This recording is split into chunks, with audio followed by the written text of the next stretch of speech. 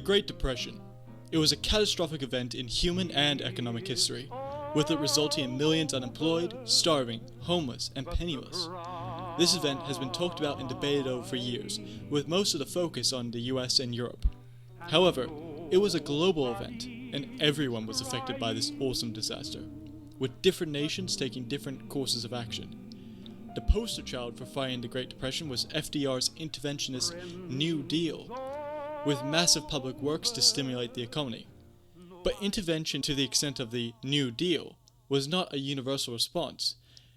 Enter Australia. If you think Australia's time prior to and during the Great Depression was just a bunch of farmers, then you're about to be surprised, because the economic history here is full of violence, betrayal, corruption, crisis, scandal, hope, and disaster, all culminating into a forgotten piece of history that deserves to be remembered by all economists. Economics and politics are unfortunately linked, and we will have to discuss it together in this video. So, taking from the Austrian school, we're not going to start with crash, but we're going to look into the boom before the crash to see where things started to go wrong.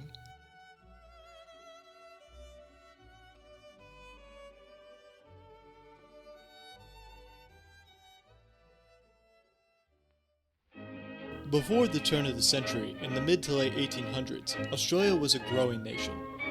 It was seen as a nation with endless opportunity and potential, if also on the other side of the world. But during this time, it had a problem. You see, Australia is a large nation, with a very small population. This means that the development of Australia was difficult to say the least. So, in an effort to bring Australia into the modern world, the colonial governments at the time, this being before a federation of Australia, decided to build infrastructure projects. To finance these developments, the Australian colonial governments took on massive public debt with financial institutions in London. In 1855, debt was 3% of GDP, but by 1900, it was over 100%. After the Act of Federation in 1901, it was still officially now the state governments that had the majority of the debt, while the newly created federal government was debt-free. But this would not last long, as a short time later, a Serbian shot an Austro-Hungarian, and started the Great War. In 1915, the Australian federal government started to issue government bonds to pay for the war. During the war, Australia's gross federal debt went from 2.2% of GDP to 50% of GDP, with again, a significant portion, 1/3 in fact, coming from foreign financial institutions in London. Now yes, you may be saying, but wasn't there significant growth in this time for Australia? And didn't Australia have the highest GDP per capita in 1890? Well, absolutely. And no doubt that the gold rush happening at this exact same time was a huge help to this statistic. But we need to keep this in perspective. Remember the government part of GDP. If the colonial governments are increasing the government spending and pushing up GDP, then this will increase per capita GDP. Combine this with the fact that Australia at the time has a population of under 4 million people, and you start to understand how this statistic is a bit misleading. One war to end all wars later, and we skip ahead a bit to 1923, where Stanley Bruce was Prime Minister of Australia with his Nationalist Party. However, the Nationalist Party was a minority government, as they needed the support of the Country Party to form a government. You see, after the election, the Country Party held 14 seats and the deciding votes to see who would form government. The leader of the Country Party, Earl Page, would not form government with the Nationalist leader, Billy Hughes. Remember Page, because he actually comes up later. So, Hughes, in a surprise move, resigns, and thus Stanley Bruce becomes head of the Nationalist Party and the new Prime Minister. Prime Minister Bruce embarks on a major investment scheme in a huge expansion in immigration policy. Firstly, Prime Minister Bruce incentivizes immigration from the UK to settle in Australia and become rural land workers. Bruce had a goal of increasing the population of Australia dramatically. At the time, Australia's population was approximately 6 million people. But Prime Minister Bruce, well, he envisions Australia's population rising to around 100 million people over this time. He was determined to make this happen. Now, you may be thinking, Isn't Australia 2/3 desert and highly inhospitable to human life unless you are on the coast? And you would be correct, and even people at the time knew this. But that didn't stop Prime Minister Bruce. And so, starting in 1924, he gave out £34 million in loans for English migrants to become rural farmers and to develop the land. However, there were unintended consequences to this policy. And rather than become rural farmers, many immigrants just stayed in cities to find work. That being, most migrants were not farmers, but rather the friends and families of those who had already migrated to Australia. All this did was create a larger labor pool and more competition for domestic workers in urban areas. The other part of Prime Minister Bruce's plan was infrastructure development, because if you have more people, you need more roads.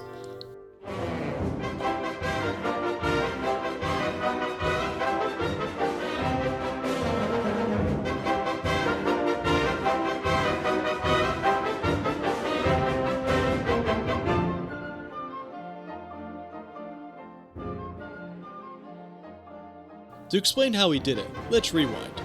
Previously, infrastructure, such as roads, were under the responsibilities of the state governments, as we discussed. But in 1922, the Australian federal government passed the Public Works Act, which gave £500,000 to the states from the federal government to maintain roads outside of urban areas so long as the states would match the £500,000 for this maintenance. At the time, this was widely known to be an unemployment scheme to try and get Australia out of the post-World War I slump. But Bruce saw an opportunity. So, in 1923, the Main Roads Development Act was passed, which expanded the federal grants to £1 million per state, and giving the federal government far greater say into what the money could be used for. Remember, this used to be the exclusive realm of the states. Now, if you know the law, you may be asking, wait, is that even legal? And the answer is, maybe? Section 96 of the Australian Constitution states the following, quote, "During a period of 10 years after the establishment of the Commonwealth, and thereafter until the Parliament otherwise provides, the Parliament may grant financial assistance to any state on such terms and conditions as the Parliament thinks fit," unquote. Most people at the time saw this as only in use for special cases, for example, natural disaster relief. But states were meant to be largely independent from the federal government and handle their own finances.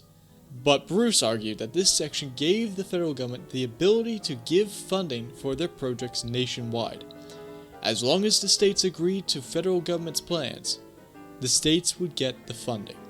Essentially, Bruce further centralized the control of national infrastructure. Not only was all this happening, but Bruce was doing a small little side project. You may have heard of it. Building a new city.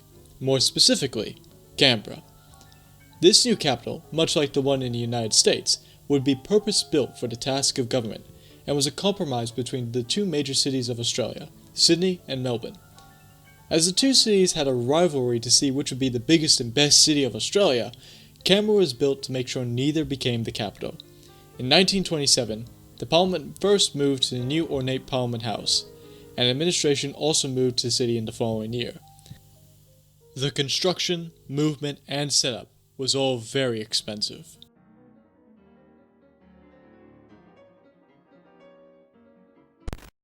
Comes a numbered specimen and measurements.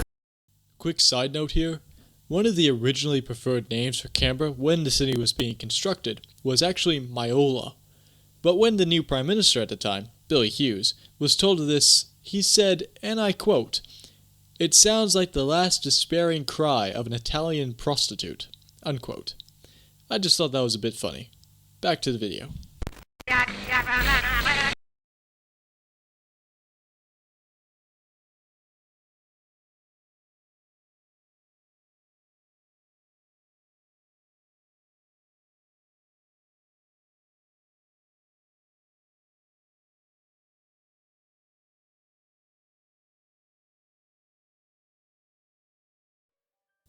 1927 continued to be a big year for the Bruce government, as it had to admit that it was £1 billion in debt.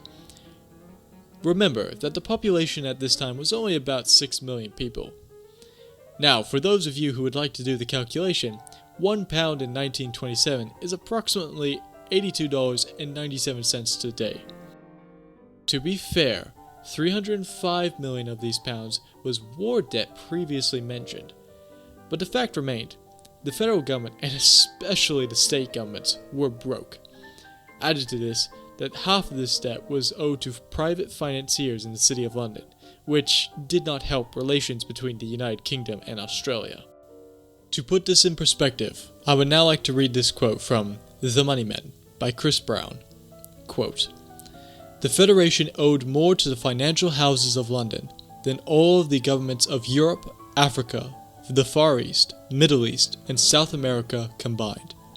It ranked as the most credit-addicted, debt-ridden country on earth, next only to Germany." Unquote. To handle this debt, the Financial Agreement Act of 1927 was passed, which created the, quote, National Loan Council, unquote. This council gave each state 1 vote, and the federal government 2 votes, and can oversee whether a member state could take on more debt. It also helps states restructure their debt to help pay it off. The act also removed mandatory per capita federal spending on states. Now, states would only get funding if they had projects that would be, quote, of value, unquote. But again, that pesky little thing called the Constitution got in the way, as the federal government was not meant to have this sort of central control over the state's finances. Thus, in 1928, Bruce called for a national referendum to change the Constitution and allow for the council to exist. The referendum was passed, and the council was born.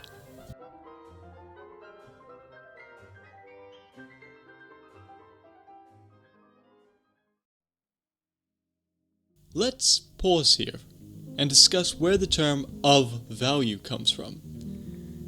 Value to who? Individuals? Corporations? Local government? State government?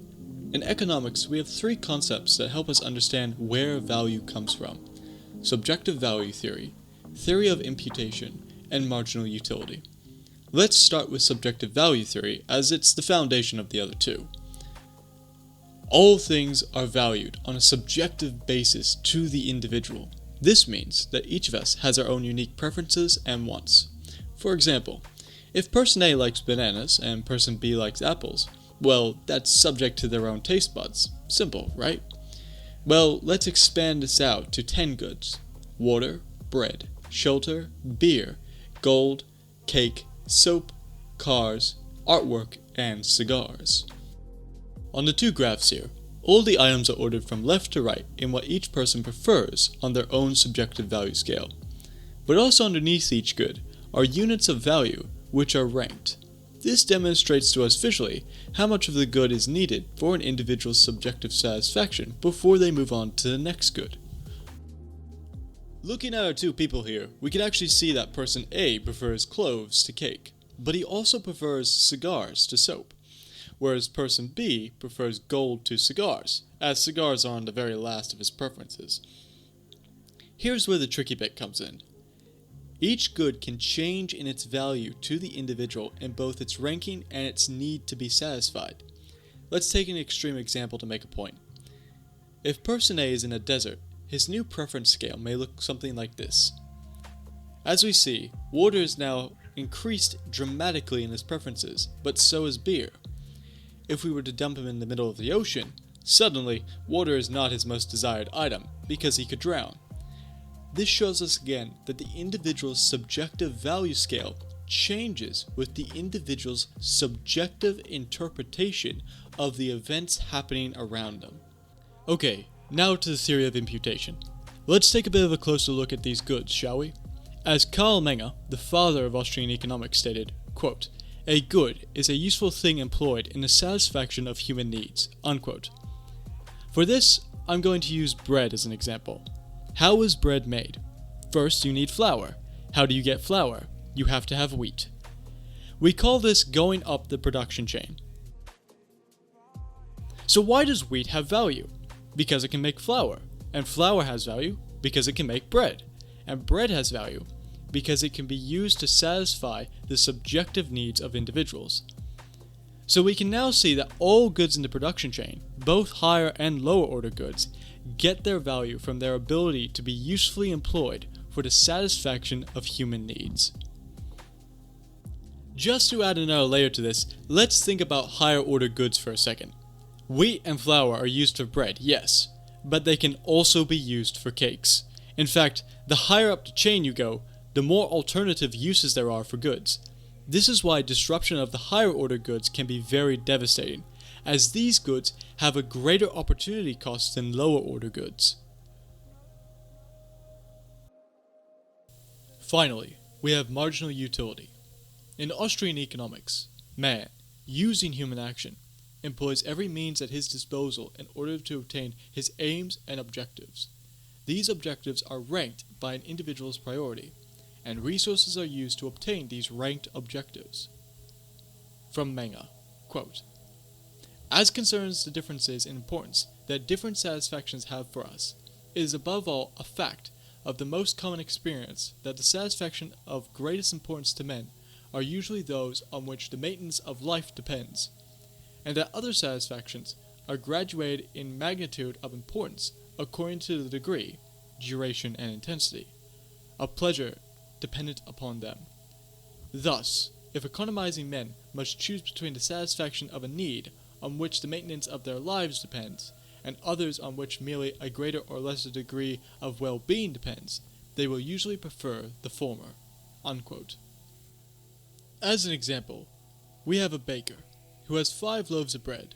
Each loaf of bread is identical. For the first piece of bread, the baker eats it himself as he doesn't want to starve. The second piece of bread is used to purchase fresh milk from a nearby farmer. The third is exchanged for a new apron so that he can work by his oven for longer. The fourth is traded for a basket at the market. That way he can carry more bread tomorrow.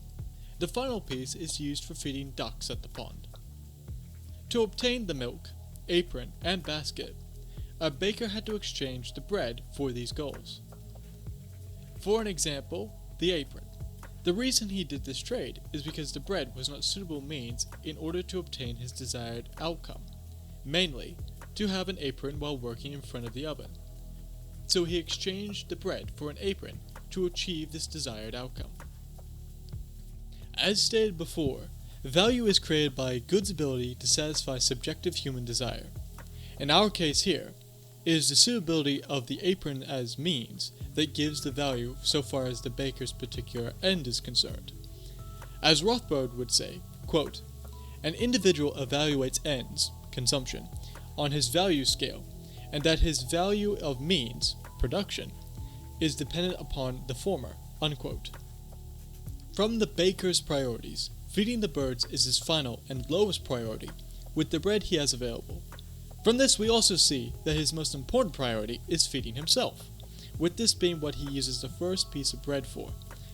To the baker, this first loaf is most valuable to him, as it is used to satisfy his highest priority. This is followed by his second loaf, which is used to satisfy his second highest priority, and so on. Because means gets its value from its ability to satisfy ends, the fifth loaf has the least value, as the end, feeding the ducks in the pond, is the lowest priority. This is called the marginal unit, because it is at the margins of the baker's priorities. Quoting directly from Frank Shostake in his article, "Marginal Utility is Not Rocket Science," quote, "Note that the law of declining marginal utility was derived here from the fact that individuals use means to secure various goals or various ends. Also observe that ends are not set arbitrarily, but are graded in accordance with their importance to maintain life. If John had ranked his ends randomly, then he would run the risk of endangering his life. For instance, if he had allocated most of his resources to clothing and feeding wild birds, and very little to feeding himself, he would run the risk of weakening his body and becoming seriously ill." Furthermore, marginal utility here is not, as the mainstream would present, an addition to total utility, but rather the utility of the marginal end. There is no such thing as an addition to total utility as a result of the additional unit of a good. As we have seen, utility is not about quantities, but about priorities, or the ranking that each individual sets with respect to his own life. Obviously, we cannot add up priorities to a total, unquote. With these three concepts in mind, let's go back to our question. How is the value of a project decided upon by the government? Well, it's decided upon by the arbitrary goals of the government, which are not the same goals as the multitude of individuals within a nation. Without the ability of individuals to use resources for their own subjective goals in the most efficient way, there will be a massive opportunity cost by the government. In the free market, individuals' subjective valuations are expressed through prices. Goods that have high prices send signals to the marketplace that this good is in high demand, has many uses, and that it must be used very efficiently as it is very valuable to society. Profit signals to the entrepreneurs if other individuals also desire the goods or services they are offering and whether it is valuable to society. By contrast, losses signal that other individuals do not value what they are offering. These signals of both price and profit keep the market efficient and wasted resources to a minimum.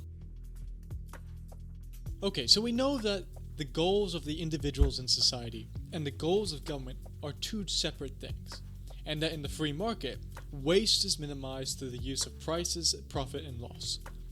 But what are the goals of government, and how do they justify the goal?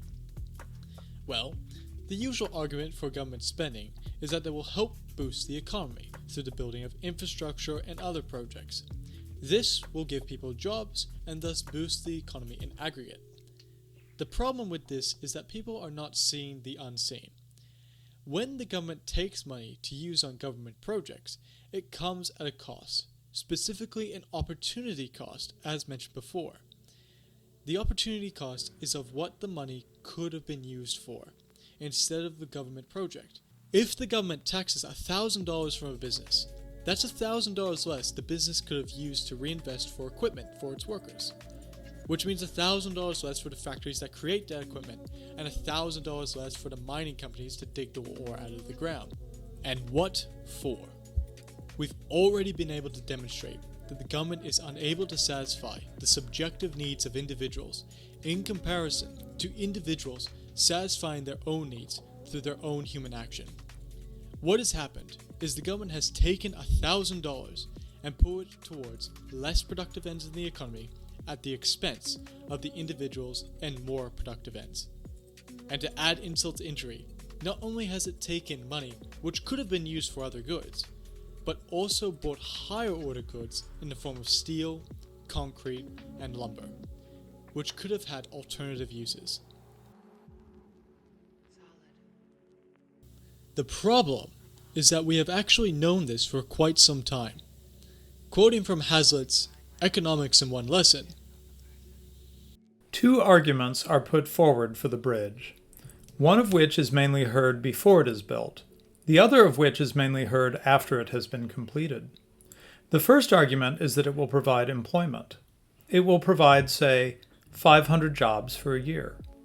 The implication is that these are jobs that would not otherwise have come into existence. This is what is immediately seen. But if we have trained ourselves to look beyond immediate to secondary consequences, and beyond those who are directly benefited by a government project to others who are indirectly affected, a different picture presents itself. It is true that a particular group of bridge workers may receive more employment than otherwise, but the bridge has to be paid for out of taxes. For every dollar that is spent on the bridge, a dollar will be taken away from taxpayers. If the bridge costs $10 million, the taxpayers will lose $10 million. They will have that much taken away from them which they would otherwise have spent on the things they needed most. Therefore, for every public job created by the bridge project, a private job has been destroyed somewhere else. We can see the men employed on the bridge. We can watch them at work. The employment argument of the government spenders becomes vivid, and probably for most people, convincing. But there are other things that we do not see, because, alas, they have never been permitted to come into existence. They are the jobs destroyed by the $10 million taken from the taxpayers. All that has happened, at best, is that there has been a diversion of jobs because of the project. More bridge builders, fewer automobile workers, television technicians, clothing workers, farmers. But then we come to the second argument. The bridge exists. It is, let us suppose, a beautiful and not an ugly bridge. It has come into being through the magic of government spending. Where would it have been if the obstructionists and the reactionaries had had their way? There would have been no bridge. The country would have been just that much poorer. Here again the government spenders have the better of the argument with all those who cannot see beyond the immediate range of their physical eyes. They can see the bridge. But if they have taught themselves to look for indirect as well as direct consequences, they can once more see in the eye of imagination the possibilities that have never been allowed to come into existence. They can see the unbuilt homes, the unmade cars and washing machines, the unmade dresses and coats, perhaps the ungrown and unsold foodstuffs. To see these uncreated things requires a kind of imagination that not many people have. We can think of these non-existent objects once, perhaps, but we cannot keep them before our minds as we can the bridge that we pass every working day. What has happened is merely that one thing has been created instead of others. But in this case, the government has not only taxed the people to do these projects. No, it has gone into debt to do these projects, and has been doing so since 1855. For over 70 years. Now, you see the full problem.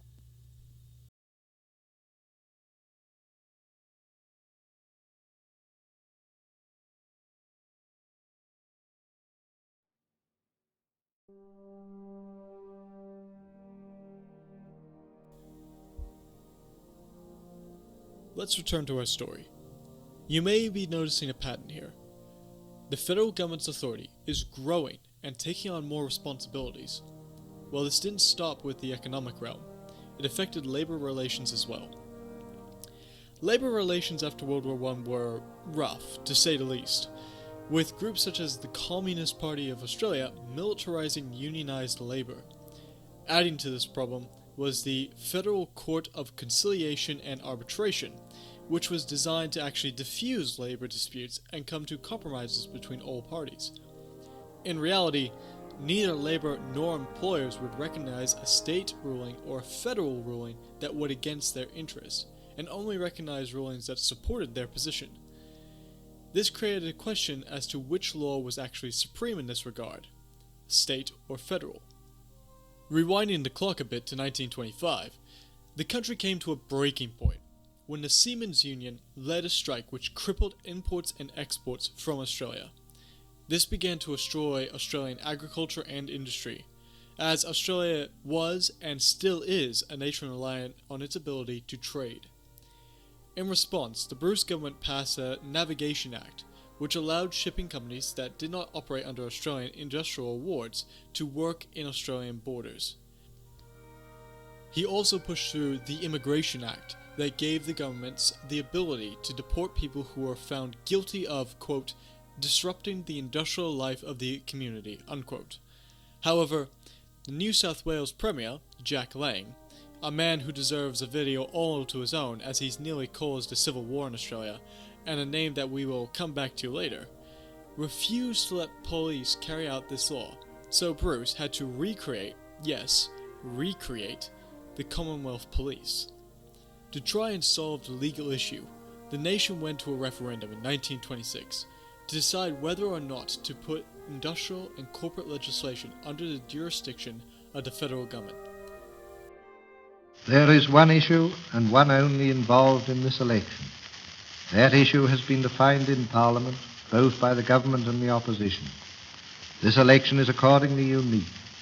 On every other occasion there have been many questions of policy upon which the judgment of the electorate has been sought. In the present case, however, Parliament has itself definitely resolved people should be consulted in regard to a particular issue. The question to be submitted to the people is the industrial policy of the government. That policy, the government affirms, will promote peace in industry and continuity of employment, and will assure the highest wages and best conditions that industry can provide. No more important issue could be submitted to the people.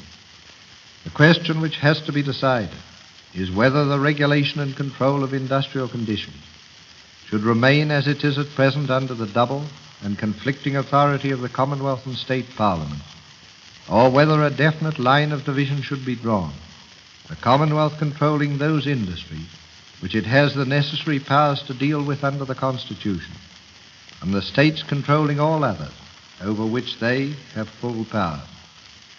Upon the answer of the electors to this question depends the future prosperity and progress of the Commonwealth.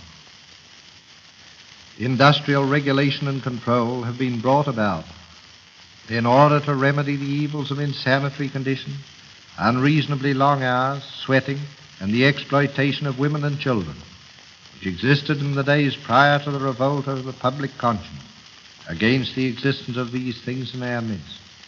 Industrial regulation is still necessary to protect the worker against exploitation and the fair and decent employer against the competition of his unscrupulous opponent. The government's proposals do nothing to destroy the control and regulation of industry, but are designed to get rid of the overlapping and duplication, confusion, loss, and friction which have been brought about by the double control of the Commonwealth and the states in this field. This referendum was rejected, and by this time, the Bruce government was unpopular with many Australians. To add to this pressure, the Nationalist Party was actually infighting, with members being deeply unhappy of how Bruce had conducted himself in office. As a result of these problems, the Labour Party, under a charismatic leader named James Scullin, took office in a landslide victory of 46 out of 75 seats, the most any government had gotten at that point, with them even able to oust Bruce from his own seat. Then in 1929, 2 days after Scullin had been sworn into office, on one idle Thursday in New York, the market crashed. This sent Australia into a rapid decline, with nearly half of the export receipts having to be used to pay off the interest on the debt. Remember, at this time, the federal and state governments did not collect most of its taxes through people's income, but through tariffs and corporate taxes. Domestic and international investors became very concerned about the solvency of the Australian government.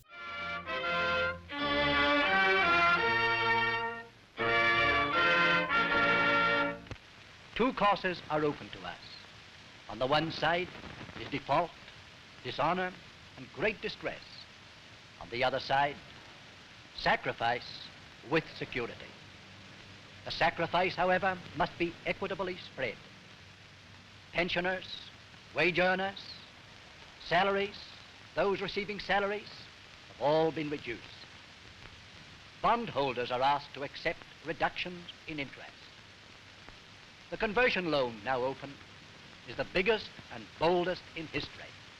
Its success will enhance the prestige of Australia and lift its credit high among the nations of the world. There is this call that has gone out, and I am sure the people of Australia will respond to it. By united and determined effort, I am confident Australia will win through. With the news of a gigantic crash in Wall Street, the first priority of the new Labour government, of course, was to repeal all the anti-union legislation brought on by the previous government. But eventually the Scullin government did move on to the economy properly, and realized that the government situation was unsustainable. International price of wheat and wool, the largest export from Australia at the time, had plunged, decreasing revenue for the government that was already struggling to pay its interest on its foreign debt. Scullin had a choice to make. Many wanted to cut government spending and use the money to pay off the debt, while others, including Scullin's treasurer, Ted Theodore, influenced by the writings of John Maynard Keynes, wanted to increase government spending to spur on economic growth, as he saw it. Added to this was the fact that Scullin was opposed to any cutting of government welfare of any kind, and you can see how this became quite a debated topic in political circles. While the halls of Parliament debated, more labour disputes continued, with coalfields being a particular battleground. When Scullin did not back up Labour in its dispute with a coal mine owner, the New South Wales Labour branch, and Jackie Lang in particular, became incensed with the government. Remember this, because it does come up later. Anyway, Scullin tried to get farmers to grow more wheat to boost exports, But this failed, and in early 1930, unemployment hit 15%. To add to all of this, the Mangana affair actually revealed that Ted Theodore, the treasurer, was involved in some major corruption in the Queensland government when he was premier. It was revealed that when he was premier, he bought mining properties from his friends at highly inflated prices. Scullin, in an attempt to fix the crisis, reduced government spending by a little bit, but also raised taxes. But the reductions in government spending were not enough to make an impact. The taxes were deeply unpopular, and the regulations around labour made people nervous to even operate in Australia.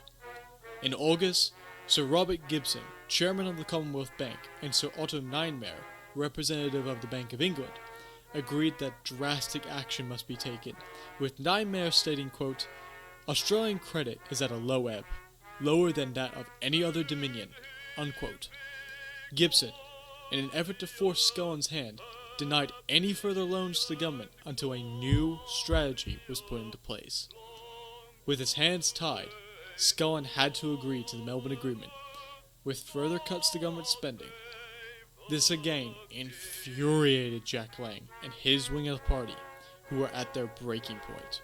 So while Scullin was away in the United Kingdom, trying to gain support for Australian investment and confidence in the Australian government to foreign investors, I welcome this opportunity to speak to the people of Great Britain through the movie tone in news. Australia today is suffering from depression. The Australian government has inherited deficits from its predecessors, financial commitments, and we are told falling revenue. Attempts have been made in your country to belittle the credit of Australia, to suggest that investments will not be sound in this country because Australia has been governed by a Labour government. Let me assure the people of Great Britain that this government of ours will do nothing to destroy the great credit of Australia. We will do much, however, to assist those engaged in industry, to establish themselves in this country, and we will play our part too in bringing about better relations between those who are engaged in the industries of Australia. To the British people, I would say, do not expect that your goods can come freely into Australia if they are goods that we can manufacture in our own country. With regard to the goods we cannot manufacture, gladly will we give preference to those made in our British nation. But to the British manufacturers, I would say, I would invite them to come and establish their industries in our great country.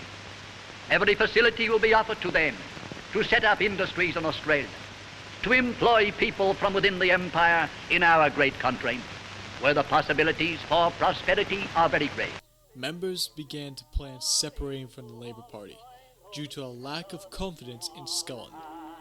Chief among these were Jack Lang at the far left, and a man named Joseph Lyons in their center. In 1930, Scullin had returned, and he reappointed Ted Theodore back to the position of treasurer without the Royal Commission clearing him of any charges.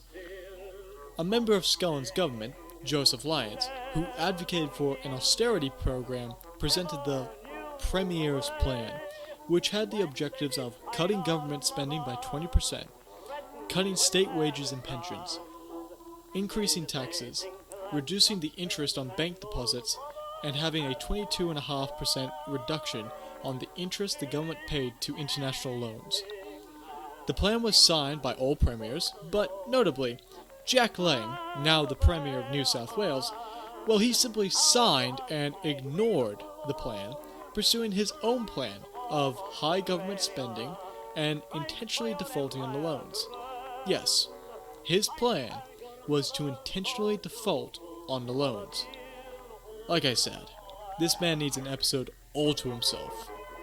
After this plan was agreed to, Theodore, in February of 31, then did a 180 and had the Premier's Conference, at which he stated openly that he wanted to reduce interest rates, halt falling wages, devaluate the Australian pound, and have the Commonwealth Bank increase the money supply to pay off the debt. I wonder where I've heard that before. Anyway, being hated by both Jack Lang and Joseph Lyons for drastically different reasons, this was the last straw, and in March of 31 caused Lyons and other right-leaning politicians to cross the floor to join the Nationalist Party and the Australia Party, with Jack Lang following shortly after to make his own party. Joseph Lyons went on to form the United Australia Party, which was a reformed nationalist party and stood in opposition to the Labour Party. In December of 31, with the help of Lang's new party, Lang Labour, yes, he named the party Lang Labour. Oh, for fuck's sake, Lang! The United Australia Party called for a vote of no confidence in the government, which forced an early election. With open violence in the streets of New South Wales and Victoria, between Lang supporters and Scullin supporters, the UAP won a bare majority of 2 seats. But by an inch or by a mile, a victory is a victory, and the new government got to work on the pressing issue at hand, the economy.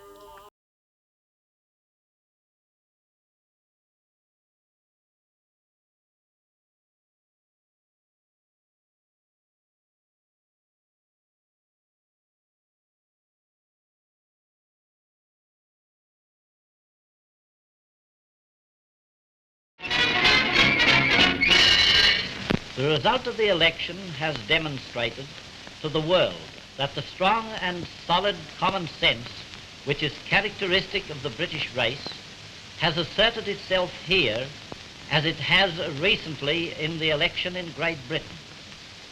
The only real choice the people had to make was for sound, sane finance and government as against plans for currency inflation and political control of currency and credit.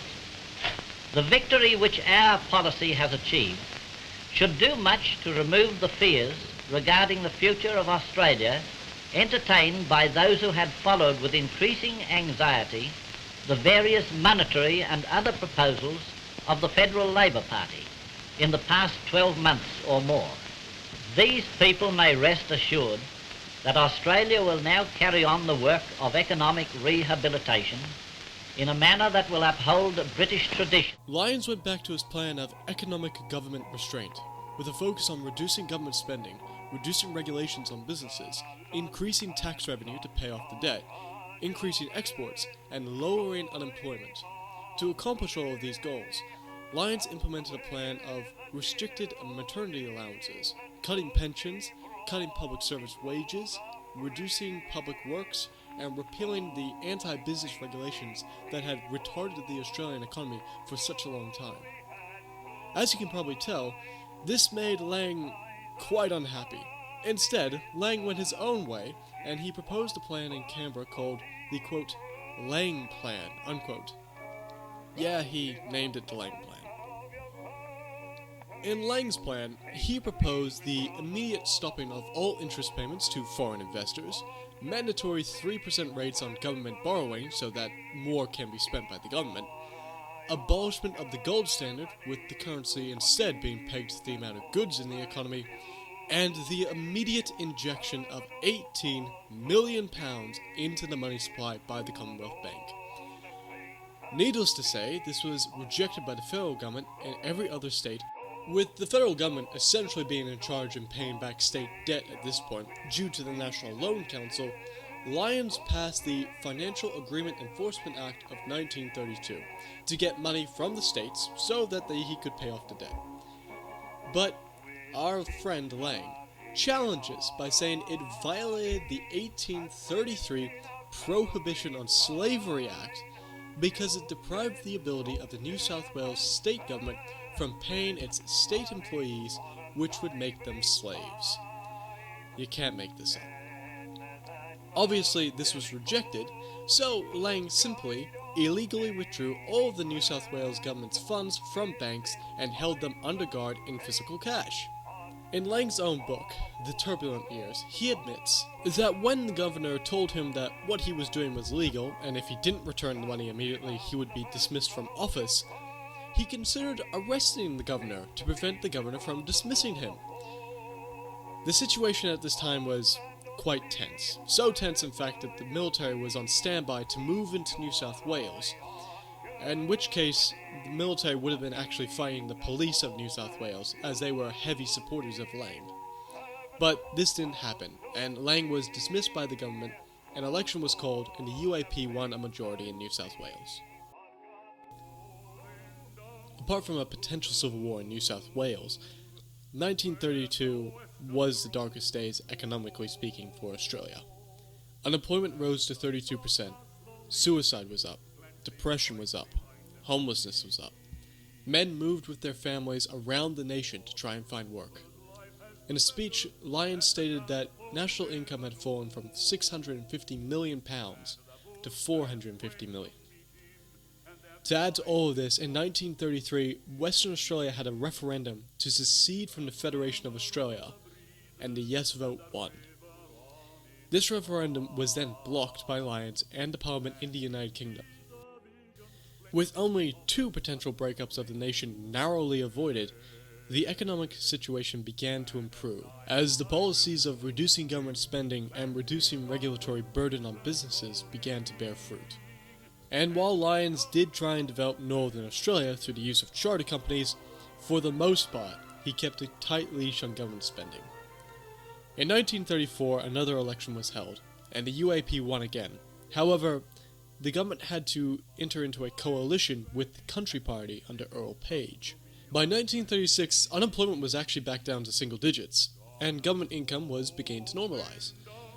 However, to help speed this along, Lyons introduced the Income Tax Assessment Act. I will leave it to individual viewers to decide whether they think this was a good or a bad thing. But the fact remained. By 1935-36, Australia was back on a rise. Business became confident that the domestic political turmoil that had plagued Australia in the past was over, that the government was committed to paying off national debt, and they were committed to creating a business-friendly environment. However, in 1937, Lyons promised the people a national insurance that combined both health insurance and superannuation. This was deeply unpopular with business owners, and with the international situation looking as if there may be a war soon, defense spending took priority. When Lyons emerged from the cabinet room after a debate on national insurance, he was visibly crying after it had been decided that it would not proceed. After 1937, Lyons wins another election, making him one of the very few prime ministers in Australian history to serve more than 2 terms in office. However, in 1939, Lyons went to go pick up his son for the Easter holidays. While driving, he suffered a massive heart attack and was rushed to hospital. He fell into a coma and was struggling to breathe. By April 7th, Good Friday, he had died. The nation mourned his loss, being one of the most popular prime ministers in Australian history. And I think that's actually where we'll end our story. Because, unlike other nations at this point, Australia had recovered. Now, I stated before that GDP has many problems as a measurement.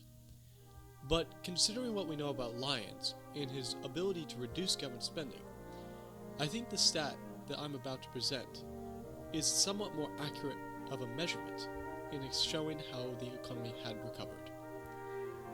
Between 1929 and 1940, the United States had only grown 1.6% in real GDP, whereas Australia had grown 16.6% in real GDP. Most of this was in the second half of that time period, under Lyons' premiership. To finish this video, I want to leave you with a final extract from Joseph Lyons, the Tasmanian Treasurer. Quote, "Arguably, Australia was one of the first countries to emerge from the Great Depression, and Roosevelt asked Lyons how it was done. Lyons consistently stressed the role of an export recovery in dealing with unemployment, ignoring the over 100,000 men who had been unemployed on public works in the 1920s." Unquote. Now, while I disagree with the author in his comments about public works, as already highlighted in this video, it cannot be denied that Joseph Lyons had a tremendous effect on the recovery of Australia from the Great Depression. He solved many of the political issues that were plaguing Australia at the time, he returned confidence in the international community to Australia. Rightly or wrongly, he stopped the breakup of the nation. Without Lyons, we would not have the same Australia today. He reduced government spending, encouraged business, and that's how he got out of the Great Depression. I hope we learn this lesson one day.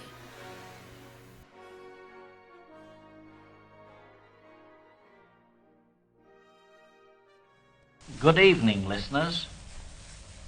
The wheel of time has turned another cycle. We turn our backs on a year that has passed, and we face the year that is to come. For the old year, most of us, I suppose, will have our regrets. Regrets at unavoidable happenings, regrets at things which we, had we known better, might have avoided. We have made our mistakes, every one of us, else we would not be human. But I trust that in the balance of things, it will be found that the good we have done, or striven to do, has outweighed the errors. In any case, we should cast regrets aside, for they help us little and may do us great harm. For many, I know only too well, 1934 has been a year of trial. To many it has brought suffering. To these, words can be of small comfort, but I cannot refrain from expressing my unbounded admiration for the manner in which thousands of our people have borne their sufferings with fortitude, have faced life and its problems so courageously.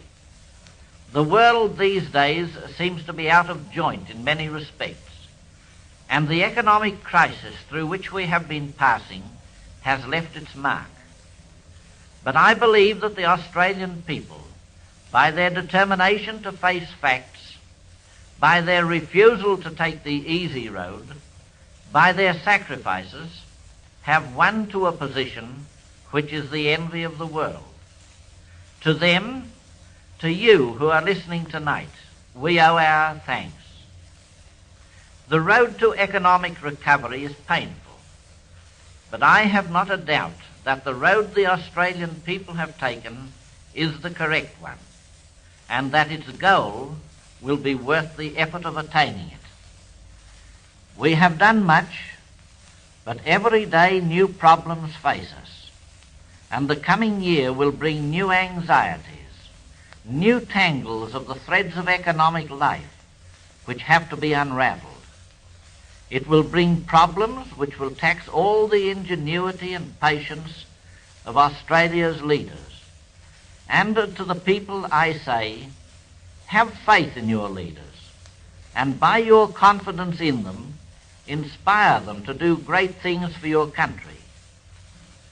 With the people behind them, they can achieve much. Let the people then show to the world that Australia as a nation faces unitedly the issues ahead. I trust that God will shower upon the people individually all his choicest blessings, and that true happiness will be the lot of each. For those who have known sorrow in the past year, I pray that there will be better times ahead. For those who have been more fortunate, I pray that there will be a continuance of good fortune. And I would conclude with the words of Robert Louis Stevenson. To travel hopefully is a better thing than to arrive, and the true success is to labour. Good night, and a happy new year to you all.